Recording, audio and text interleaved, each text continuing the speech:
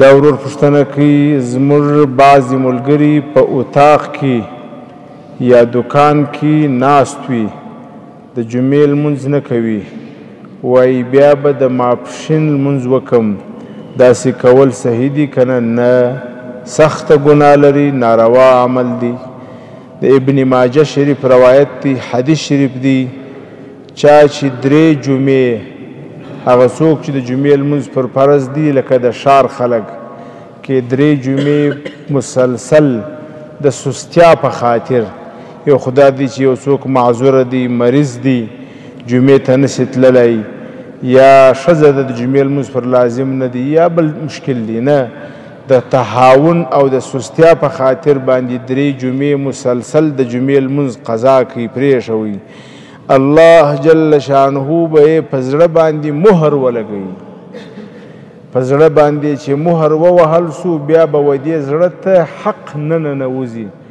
بیا به په دې زړه باندې حق اثر نه کوي دا ډېره خطرناکه مسله ده دا موږ او تاسو باندې چې اوس د دین مجلس اثر نه کوي قرآن شریف آیتونه اورو احادیث اورو اثر نه را باندې کوي هغه داسې مشکلات داسې کله کله بعضې داسې کارونه وي چې هغه سړی وکړي په زړه باندې مهر راسي چې زړه باندې مهر راسي بیا هغه زړه ته حق نه ننوځي حق اثر نه پر کوي نو د جمعې لمونځ پرېښول بې ضرورته چې پر چا باندې لازم وي سخته ګناه ده ناروا دی غاړې په بندې دي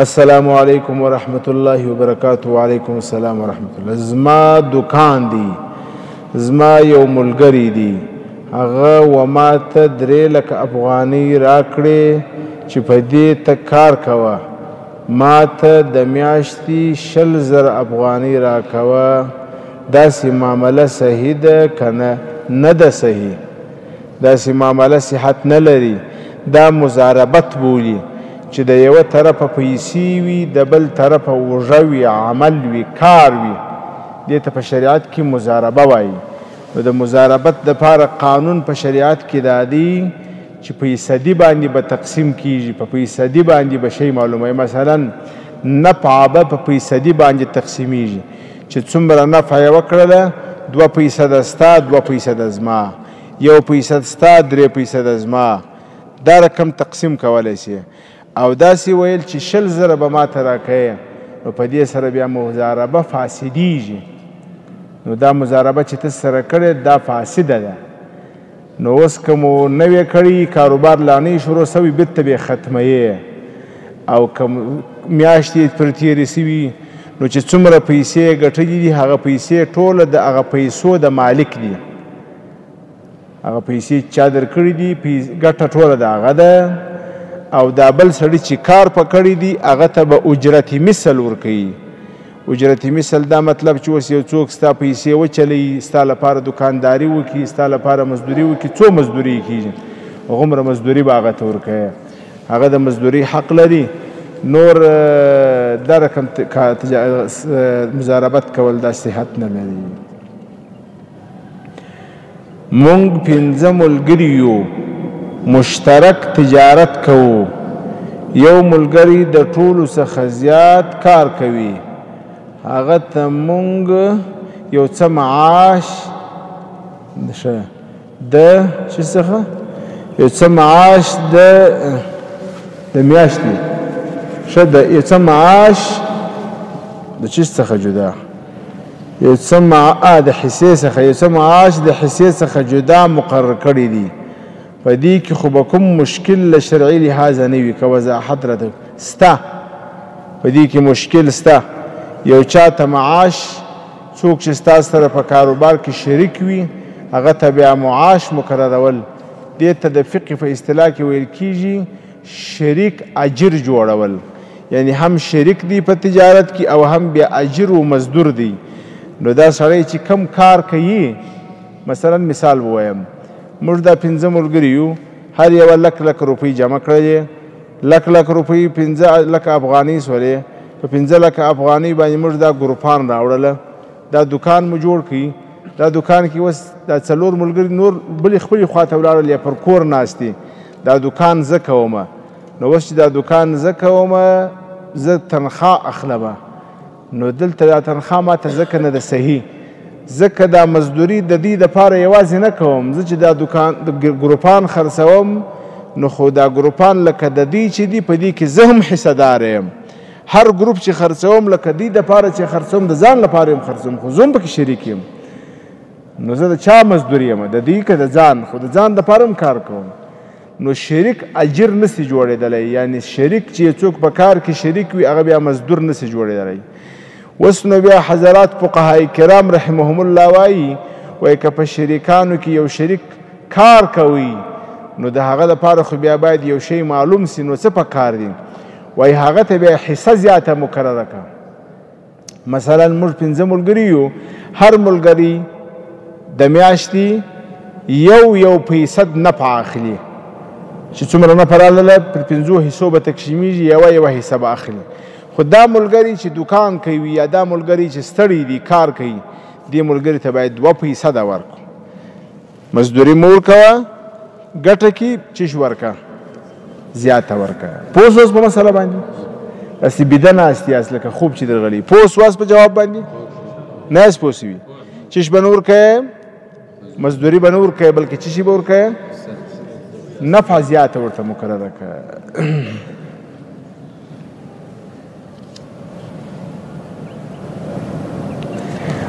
محترمه که چیرې یو سړی خپلې ښځې ته وصیت وکړي یا مولوی صاحب دیدم کنه 2 هفته شده در شفاخانه هستم. صحیح است. مریضم عملیات میشه، فشارش بالاست. ان شاء الله. امیر د مولوی صاحب دیدم کنه. کچیر یو سړی خپل ښځې ته وصیت وکړي یا ښځه خپل خاوند ته وصیت وکړي چې کچیر مړه شوم ما ته به غسل راکوي، دا جواز لري؟ جواز لري، خو لازم نه دی. د دا وصیت پر کول دا لازم نه دی. کیور کی ښه دی، که نه کیور مشکل نشته.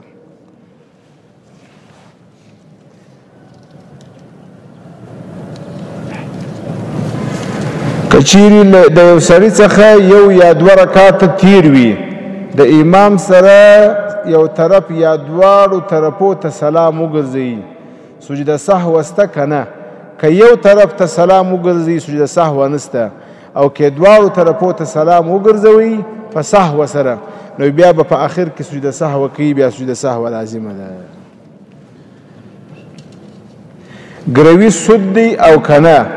ګروي دا چې مروجه ده زموږ په وطن کې دغه چې دا خلک په کابل کې مالیدجه ده چې دکان نیسي یا کور نیسي په 15 لکه او په 8 لکه باندې او بیا په کور کې دی ګزاره کوي. دا ګروي چې دا نه ده جایز، دا په سود کې راځي. یو بیا به وفا ده، به وفا بیا جلا ده چې سودا سره وکړي، دا کور رانیسي، بیا وروسته دا وعده سره وکړي چې کچیرې ما پیسې پیدا کړلې زه بیرته دا کور ستا څخه رانیسم، پر بل چا بیا ته نه خرڅوې. هغه به وفا بیا یو حیله علماو جوړه کړې ده، هغه ګنجایش لري. او دغه چې خلک یې کوي دا په سود کې راځي، دا جواز نه لري. بعضې خلک بیا دا صورت ورته یږدي چې وایي بګروي یې ونیسي، بیا یو 500 افغانۍ کرایه ورته کښېږدي. امداد الاحکام کې هغه صورت هم ناجایز بللی دی. وایي ځکه ته چې دا کمې پیسې اخلې هغه ځای په 10,000 په کرایه باندې وتې په 500 اخلې، دا خو هم د دې قرض په وجه دی. او حدیث شریف دی چې په قرض باندې نه په اخیستل دا په سود کې راځي.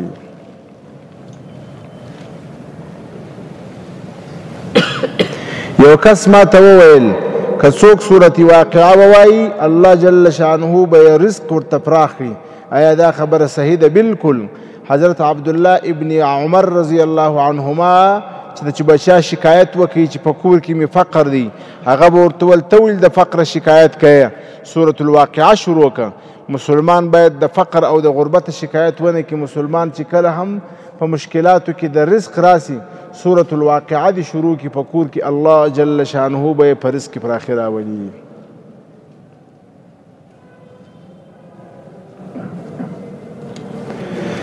دا د نن زمانې ځوانان چې دا کوچنۍ دسمال یې په سر راکش کړي وي دا څنګه ده او مخ یې پټ کړي وي، نو مشکل نشته بخښي کې. دسمال چې په سر واچي مشکل نشته بخښي کې. په لمانځه کې سر پټول پکار دي. د لمانځه کې سر پټول د لمانځه د آداب څخه دي، کې په دسمال باندې پټ کې، کې په خولۍ باندې پټ کې پکار دي، مشکل نه لري. چې تشبه هر هغه لباس چې په هغه لباس کې تشبه بالفساق والفجار والکفار نه وي، د کافرانو د فاسقانو د فاجرانو سره تشبه نه وي پکښې کې مشکل نه لري.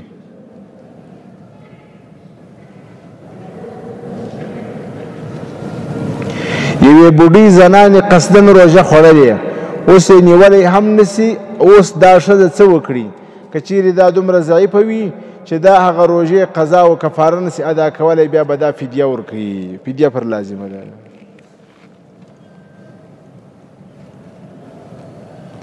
د لمانځه صف د ګوتو د سرو څخه جوړیږي او که د پوندو څخه. په لمانځه کې د پوندو برابرول ضروري دي. پوندې به سره برابروي، د ګوتو سرونه نه دي به ضروري.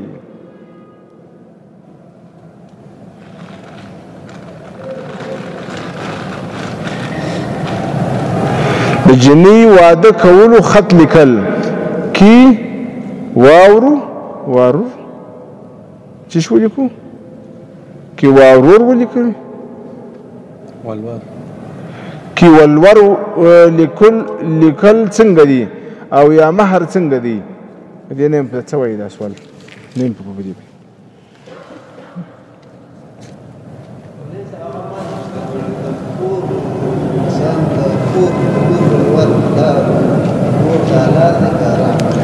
پلار ته پلار او ورور ته خوړلې حرام دي. حرام دي. نه پلار خوړلی سي ولور، نه ورور خوړلی سي حرام دي. انجلۍ ته بې ورکوي. انجلۍ چې تر څو پورې نه یې اخیستی وایي ما بخښلی دي هم نه دي جایز. انجلۍ ته بې ورکوي چې انجلۍ کله واخیستی بیا د انجلۍ مال دی کې خپله خوړي، کې خاوند ته ورکوي، کې پلار ته ورکوي، کې ورور ته ورکوي. بیا وروسته خبره چش دي زه وایم د شرمېدو په وجه کې ورکوي هم نه دي جایز.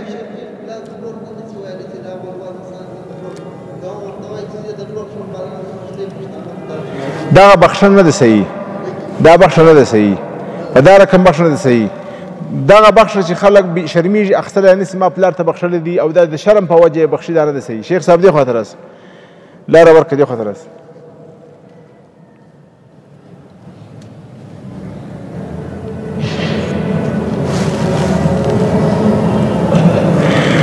زما پلار او کاکاګانو دېرش کاله مخکې ځمکه ویشلې ده خو ډېر ظالمانه تقسیم سوی دي او زما د پلار سره یې ډېر ظلم کړی دي او خط یې هم لیکلی دي. اوس یې بیرته اخیستل جواز لري.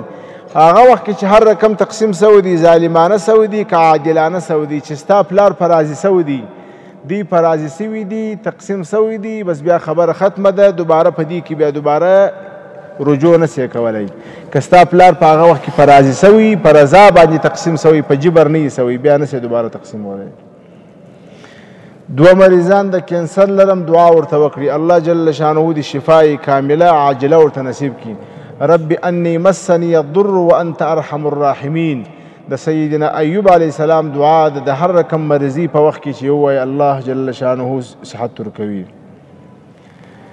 هیله ده چې صحتمند به وي الله پاک چې صحت تاسو ته هم نصیب کړي. د ګروي او بیې وفا ترمنځ فرق شته او که نه ډېر لوی فرق یې دی. بیې وفا چې ده په هغه کې بیع ده بیع سودا د دا شی ته پر سړي باندې خرڅوي. ته دا کور مالک سولې ته ګروي کوې ګروي کې ته د کور مالک نه یې. دا کور د پور تا دته ورکړي کور ستا سره د دې قرضو د دې پور یو وثیقه ده او په بیې وفا کې تا دته پیسې ورکړې پیسې د ده سولې کور ستاسو خالي دا کور پر تا باندې په ارزانه خرڅ کړي. وروسته بیا دا خبره ده چې دی تا ته دا وایي چې وروره دا کور ته پر بل چا باندې مه خرڅوه زما سره دا وعده وکړه چې کله ما پیسې پیدا کړې بیرته پر ما خرڅ کړه. دا یې فرق دی.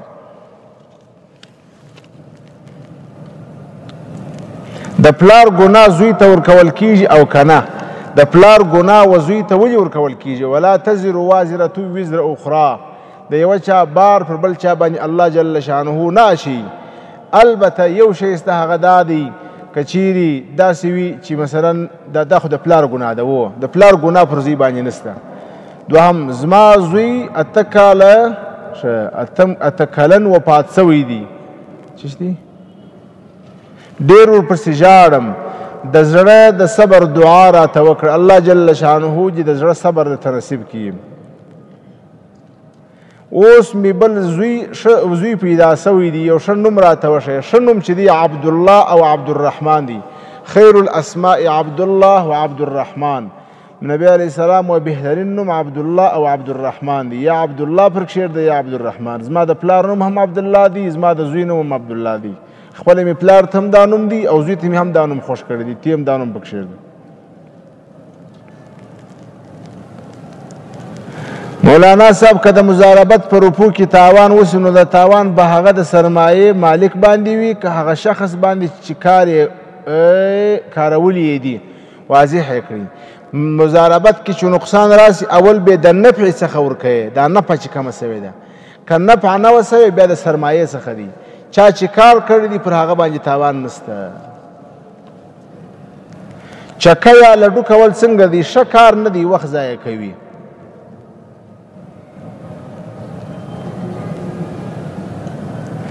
د بیت المال شان د یوه ځای نه بل ځای ته وړل څنګه دي دواړه ځایه د جهاد ګټه ترې اخلي د امیر بې اجازې یې نسي وړلی چې د امیر امر وي بیا یې وړلی شي ځکه د بیت المال تولا دا د امیر المؤمنین سره ده هغه یې متولي دي لکه اوس په دې مسجد کې قرآن شریفان پراته دي قرآن شریف تلاوت دپاره دي اوس یو سړی وایي زه د دې مسجد څخه قرآن شریف وړم هغه مسجد ته هلته ښه موږ وایو د دې مسجد قرآن شریف په بل مسجد ته نسي وړلی و تلاوت کې کوم تلاوت دپاره نه سي وړلی دا بې له اجازې دا د دې مسجد دی داسې د بیت المال مال د امیر المؤمنین بیا یا امیر المؤمنین چا ته اجازه ورکړې ده د هغه د اجازې پرته یې نه سي وړلی